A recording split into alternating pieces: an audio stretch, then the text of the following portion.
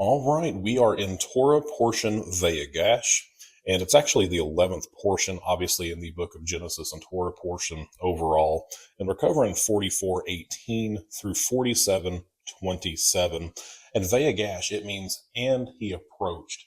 And the last recording that I did over the book of Genesis, I actually got a little overzealous and actually talked about 44 in conclusion. But I feel it worth our time to go ahead and double dip this story because I feel it is of absolute utmost importance. And when it says, and he approached, it's making reference to Judah. And Judah, of course, is the one in the life of Joseph who had the idea to, hey, let's sell our brother, let's get some silver out of him. Of course, the silver was only enough for a pair of shoes, but nonetheless, they sold him off. And when you start reading this portion, you see that Judah came near and he throws himself at the absolute mercy of Joseph, who he doesn't know that that's Joseph before him. For all he knows, it's this Egyptian viceroy, Zephaphaneah, or however you pronounce his name. And he starts saying, look, you can't take our little brother, because we said to my Lord, we told you before, we have a father, he is an old man, and we have a brother who we believe to be dead. He's no more. He's of nothing to us anymore because we don't know anything about him. And it talks about there's one left alone of his mother's children, and this is the one that his father loves him. If you go all the way back to Genesis 38, I think it really tells a story that you have to take into consideration the heaviness and the gravity of this chapter alongside Genesis 38. You have this, and then you actually find Judah where he's pledging himself as a slave in substitution for Benjamin's escape to be able to go back to Israel. How apropos and how poetic is it that he is asking himself to become a slave when he did the very same to his brother and sold him as a slave. And of course, I want us to go back to look at Genesis chapter 38, because I kind of glossed over it in the Torah portions, but seeing this, I feel kind of led to go back, that we feel like we need to brief with this. And this is, of course, after the selling of Joseph. He's being transferred. He's almost to the house of Potiphar as far as the text is concerned. And it says, it came to pass at that time that Judah departed from his brothers, and he visited a certain Adullamite whose name was Hira. And Judah saw that there was a daughter of a certain Canaanite woman whose name was Shua, and he married her and went into her. So he conceived and bore a son and named his name Er. She then conceived again, bore a son, and called his name Onan. And she conceived yet again and bore a son, and called his name Shelah. He was at Chezib when she bore him. Then Judah took a wife for Er his firstborn, and her name was Tamar. But Er, Judah's firstborn, was wicked in the sight of the Lord, and the Lord had killed him. Fun fact, if you actually spell his name backwards in the Hebrew, you actually get the word Ra, which in Hebrew means evil. And Judah said to Onan, go to your brother's wife and marry her, and raise up an heir for your brother. But Onan knew that the heir would not be his, and it came to pass when he went to his brother's wife that he omitted on the ground, lest he should give an heir to his brother. And the thing which he displeased, that he did, displeased the Lord. Therefore the Lord had killed him also. Then Judah said to Tamar, his daughter-in-law, remain a widow in your father's house till my son Shelah is grown, for he said, lest he also die like his brothers. And Tamar went and dwelled in her father's house. Now it came in the process of time that the daughter of Shua, Judah's wife, had died. And Judah was comforted, and he went up to the sheep shearers at Timnah, and he and his friend Hira the Adullamite. Now, I want us to stop and make comparison to Judah's situation alongside that of his father, Jacob. Of course, whenever we take a look at Jacob, we've discussed ad nauseum the 20 years that he wound up working for Rachel. There was the initial 7 where he was hoodwinked. There's the additional 7, and then beyond that, he stayed with his father-in-law another additional 6 years. So we know that there's been a 20-year investment in Rachel. And whenever it talks about they were on the way to Bethlehem, Rachel actually died in childbirth on the side of the road outside of Bethlehem. And it was very much a pitiful and painful situation. And so from Rachel, he winds up having Joseph, and he winds up having Benjamin. Well, eventually Joseph is sent off to give a report of his brothers, and he never comes back. And in the mind of Jacob, everything staged for him to believe his son, really just like his mother, died on the wayside. And so whenever we fast forward to the chapters that we're discussing now in the current Torah portion that I'm on, we see this hesitancy that Jacob has had, that he is not willing to let his son go no matter what. And it's because he doesn't want that son, Benjamin, to wind up like Rachel. He's not wanting that son to wind up as he believes Joseph had been killed. He doesn't want this to be a roadside execution. He's not going for a 3 for 3. Compare that situation with Jacob to what Judah has experienced. And here's the thing. They wanted to kill Joseph, but whose idea was it to mock up a plan to sell him off? It was Judah's. On top of that, go just a step further, they got the coat, they dipped it in blood, and they presented it to the father, and they asked, Hacher na, which means identify if you will, or identify if you please. Jacob seen the coat and thought obviously there was this wild animal that had to have ravaged, like tore apart my son. And he's heartbroken. The brothers know what happened. Most, if not all the brothers, minus Benjamin, knew what happened to Joseph. But Judah, who had this idea of selling his brother for money, he's complicit with this idea of keeping dad in the dark. His dad is experiencing these phantom pains that he should not be feeling and grieving over a not dead son as though he has perished. So what happens in the life of Judah? We find him having to experience the loss of not just a single child, but it's repaid double to him for the wickedness that he's imposed on the family, his dad and Joseph as well. And when it comes to this case of this Levirate marriage, whenever you have this one brother who dies without a child or without a son, just using names that I'm familiar with. Say, for example, there is my brother Paul. There is I myself named Jeremiah. If my brother Paul weren't able to raise up a son in his place, it would have become my responsibility to raise one up for him with wife according to the rites of Levirate marriage, which sounds very odd, very peculiar to us, and thankfully that's not going to be the situation. But the way that the culture worked, it wasn't going to be like we have our dad's inheritance, and Paul's going to get 50%, and I'm going to get 50%. Because keep in mind the way that the blessing goes, it's a doubling, because they are having to carry on this birthright, a lot of family responsibilities. There's a lot of things they're going to have to burden. It's not just a free gift. It comes with responsibilities. That's part of the issue with Jacob and Esau. And so my brother Paul would wind up with 2/3 of the allotment. I would wind up with 1/3. And so after Er had died, everything, absolutely everything would have been going to the son Onan. And he knew that if he wound up putting in his brother's place another child, that he would go from having 100% of everything to literally just 33%. And he doesn't like the idea of that. So what does he do? He doesn't mind having to do the deed with the sister-in-law, whatever you want to say. He doesn't have any problem with that. But he's not willingly going to step forward and have her conceive. He attempts to blockade that pregnancy. So what happens? He winds up being killed as well, because he does not honor the memory of his fallen brother enough to support him and make sure that his life will live on, that there will be a legacy in his brother's name. And kind of feeling out the way we have for Judah thus far in the text up to Genesis 38, it seems like those sons have an identical attitude towards each other in a way that Judah had for his own brother Joseph. And so going back to Judah and this pain that he's experiencing, he is experiencing not what it feels like to lose a son, but to lose 2 sons, a pair of them. And I really can't help but think that that might be the turn as a result of what he's making his father go through. One, that he wanted to kill Joseph and just sold him off because it's better to make money off him.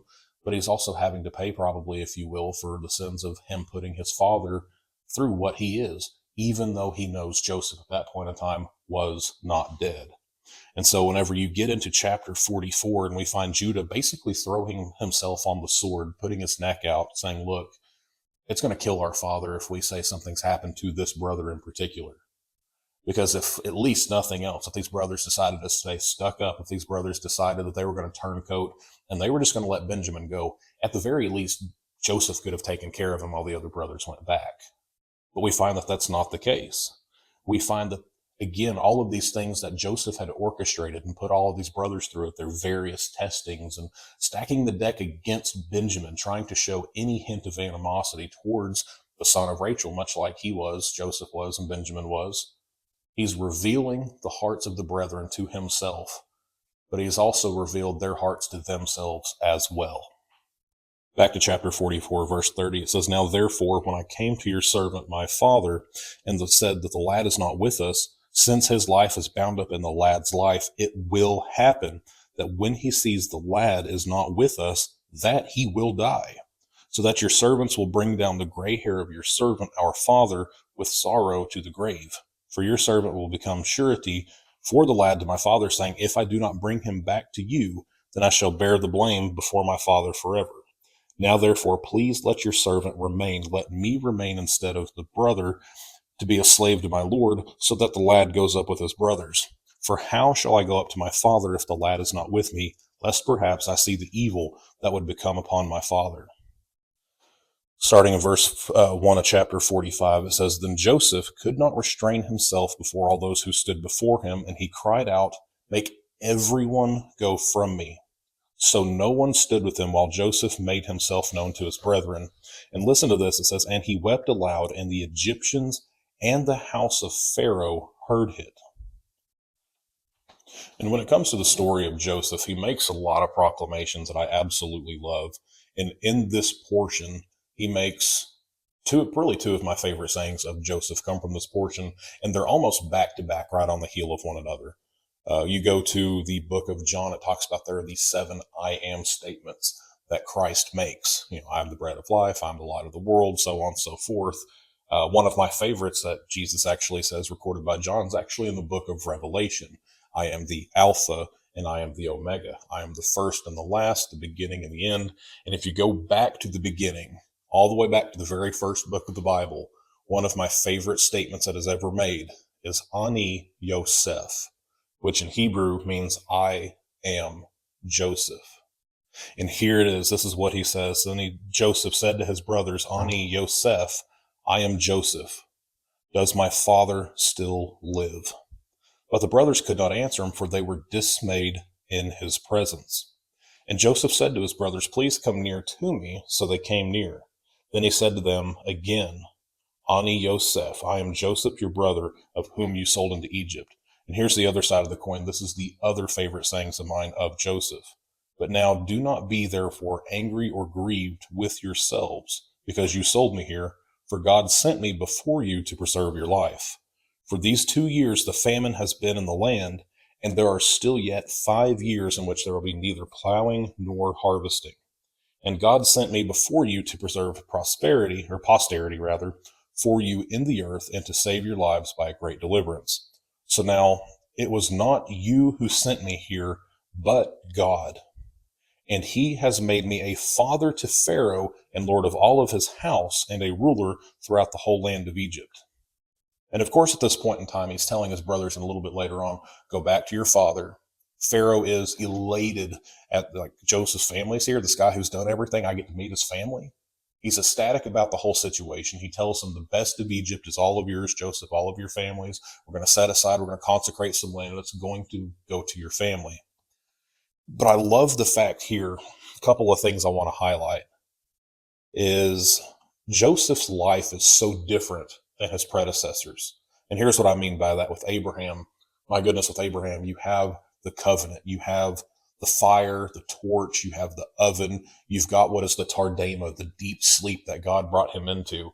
And you know that the tardema would be a big deal because the only other time this tardema, this deep sleep verbiage is used in the entirety of the Hebrew scriptures is in relation to Adam when he was put into a deep sleep, again, a tardema, to give him a wife called Chava or Eve. We don't find that in the life of Joseph. We don't find Joseph having these 3 visitors that were angelic who were going to give him this proclamation or declaration of things to come because he was a friend of God. Go to even his own father. There's no, in comparison to Joseph, he doesn't have this celestial wrestling match with this angel or with this visitor. And then with Isaac, there's not a lot of things that are mentioned directly with Isaac, but I feel if you read between the lines, there's something that happens and there's something that goes on. After the Achedah, the binding of Isaac, when he is offered up by his father on the mountaintop, he is not seen again until he is given his bride some few years later. And that said bride, even in comparison to that, she is given prophetic revelation as to what's going on with the children and about how the younger is going to serve the older. With Joseph, it's almost like this ecclesiastical tale of life under the sun. And you talk about him looking to be in a position of prominence. You also see where he is let down to the absolute lowest of lows. He goes to the pit. He is absolutely at rock bottom. And every knife he has ever had plunged into his back shows a scar that he gives God glory for and says, I know, brothers, you meant this for something evil, something dastardly, something heinous, but every bit of animosity you felt, God gave me shimmer shine to be a light in a lost and dying world in Egypt. And God used this for good. He even bypasses the whole thing and says, look, it's not even you who sent me. It was God who sent me here to preserve the lives of the world. And I really feel with Pharaoh being so elated and ecstatic to meet the family of Joseph, that tells me that Joseph had a maturity about him that he did not go off whining, crying, and complaining about every wrong that was ever done to him in his life. Because as absolutely powerful as Pharaoh was, I truly feel that if he even caught a hint or a small aroma of how his brethren treated him, I don't know if he would have given Joseph the option to say yay or nay on anything. He might have actually put him away. And I find it to be a beautiful situation because I believe it was 17 years that Jacob wound up living in the land of Egypt. And he was comforted knowing that he would actually see Joseph again before he had died. Matter of fact, text even says that Joseph will put his hand on your eyes, meaning he will be there to see you take your last breath. And I just think it's this whole story of Joseph. I think there is so much that we can extrapolate from that and extract from it to show how we should experience patterns of growth. You know, with Joseph, it doesn't necessarily talk about how he had ever sinned. It doesn't point blank say anything that he sinned. But I feel with me having lived 30 plus years on this earth, whenever I go back and I think of myself as a teenager, maybe Joseph lacked a little bit of tact. Maybe he could have been a little bit more seasoned. Maybe he could have been a bit more professional, so to speak, when he was advocating those dreams to his brothers and to the dad. Who knows? I wasn't there to necessarily witness it. But when it comes down to it all, no matter how you shake the stick, Joseph would go back and say this was something that was ordained by God, win, lose, or draw. He used this for his glory. And it's like the book of Romans, it talks about all things work together for those who are called according to the glory of God and called according to his purpose. We see the situation transacting here in the book of Genesis. And here's the thing, whenever you take a look at the life of Joseph in the comparison to the life of Jesus, there's a lot of observations we could make on this as well. We have these people who were the Hebrews. They were in the midst of the presence of Joseph this entire time. They didn't have a clue who he was. He thought he was somebody who belonged to the world of the Gentiles, and they were going to him not knowing who he was, that he was in fact their brother. And I've said it time and time again, whenever you take a look at this story with Joseph. I even said this last night in the Bible class I was teaching at church. Somebody had actually brought up on their own, I was so proud of them, they brought up on their own about how when you take a look at Joseph, it's almost like you're taking a look at Daniel in a way. Or when you look at Daniel, it's like looking at Joseph. And I 100% agree, because when you read the structure of the life and what happened with Daniel, it is almost a carbon copy of what happened with Joseph all the way back in the book of Genesis. And we treat Daniel as though it's this big book of prophecy about future events, also past events, but there's so much in its detail that shares with the book of Revelation. You can't look at one without looking at the other. And I even told them last night, the crowd, I said, you have to be able to consider if Daniel is so likened to Joseph and his escalation as he gets up to a position of prominence within the land. If we treat Daniel having so many commonalities to Joseph as being prophetic, we have to take a look at the life of Joseph as being the same. And of course, that being the book of Genesis, it's thought to be more historic than prophetic for future events. And I completely understand and get that. But Bible prophecy, as I've said so many times, is Bible history. Bible history in and of itself is Bible prophecy. And there's going to come a time to where we're going to find not just the Hebrews, but the Jewish people themselves. They're going to be looking forward to this Messiah who they thought belonged to the Gentiles all along. That they're going to find out that Christ, that this Jesus of Nazareth was in fact their brother this entire time. And Jesus will tell them, just like Joseph told his own brothers, Every single thing that you ever done, every way that you've persecuted me, every way that you have cursed my name and run me through the mud, in all ways, you may have meant this for evil, but God has meant this for something that is good. And it's going to be a beautiful time whenever that happens and takes place in the future. It's going to be absolutely a crazy time whenever it does. But we talked about with Judah about how the king, the royal line, is actually going to come from Joseph, or from Judah rather. And something I want to say in relation to that, if we go back to Genesis chapter 38, like I said, we see about how this heartbreak and all these experiences that he's feeling, Judah winds up losing a wife, just like his dad did. He winds up losing not just one, but two sons. Guess what? That's 1, 2, and 3 for Judah. And so Judah, I feel at this point in time, has an insight as to what heartbreak his father is trying to prevent himself from feeling. And when you get into the story of Genesis 38, of course, we were probably familiar with it. There's the thing with Tamar, which is his daughter-in-law. He winds up not giving his third son over to this chick because he basically thinks she's the death angel, more or less. He winds up mistaking her for a prostitute. They wind up having a one-off, if I can put it so mild, and she winds up becoming pregnant. Whenever it's become found out that she is with child, what happens? She gets brought before Judah. Judah says, burn her like she's some witch or something. But she actually has his signet ring, a staff, and a coat. And one of the pledges for this whole thing was that he was going to come back. You hold on to these items until I procure you a goat. I'll be right back. And how interesting is it that in this story in Genesis 38, it's a tale about goats and coats. And whenever she's about to be burned at the stake, whenever she's about to be put to death, she makes this statement, which is Hacher na, which is the same exact wording. And the only other time it's used is in Genesis 37, whenever the brothers present the coat to their father. They ask, Hacher na, identify, if you will, Father, these items. And so whenever Judah is going through this chapter, it's almost like Joseph when he's interpreting the dreams of Pharaoh. It's about the past, but it's also about the future. There's a coat that Joseph had that was immersed in the blood of a goat. And then with Judah, the same thing he asked his father, Hecher na, is being asked of him and concerning his coat, whenever it was a pledge for a goat as well. And I think that's the power of repentance. By the time you fast forward to this Torah portion that we're currently Vayigash, we see that Joseph is watching his brothers scrupulously. And we find that Judah has actually gone through and repented, and he's made right every single thing that he can. And even though he was the one that came up with this idea of selling his brother into slavery, he offers himself and his life as a pledge so that way his father would experience no further heartache. And I feel like for you and I, something we can learn from that is with everything that we find in this life and the sin that we have in this life and experience, we just pledge ourselves to the Father and we do our works for him. That's an effort from us to try to prevent heartache to the Father. It's us not re-crucifying the Messiah, I believe Hebrews would also put it. And so these are just some things to think about. I hope you have enjoyed this. I hope you've had a couple of things, if nothing else, to think about. So as always, thank you for your time. Be blessed.